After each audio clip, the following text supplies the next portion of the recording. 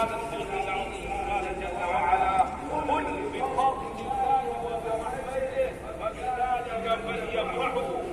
الله اكبر، الله اكبر، لا اله الا الله، الله اكبر، الله اكبر ولله الحمد.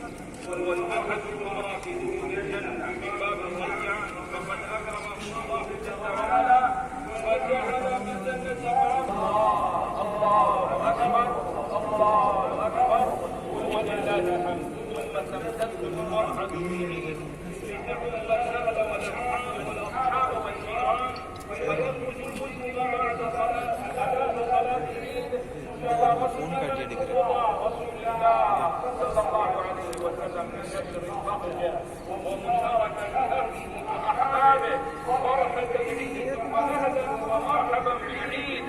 قال رسول الله صلى الله عليه وسلم: يا أبا بكر إن لكل قوم عيدا وهذا عيدنا.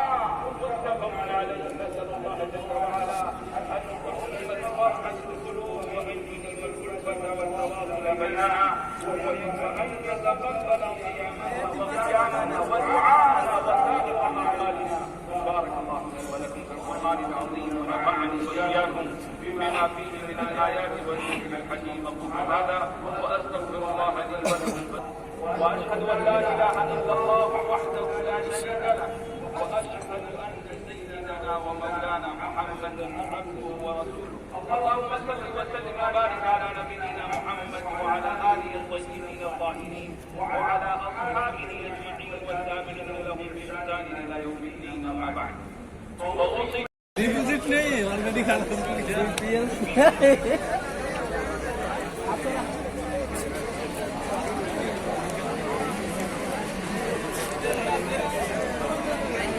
हो जाएगा फिर कहीं नहीं। उधर कहाँ के भीड़ होगा? होटल में आदमी जाएगा खाने के, रूम पे जाएगा।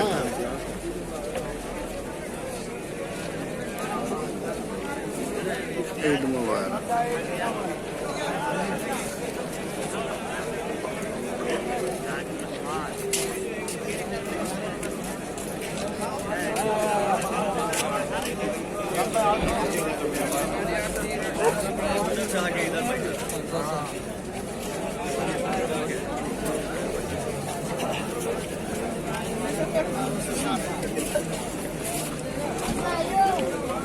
हेलो हाँ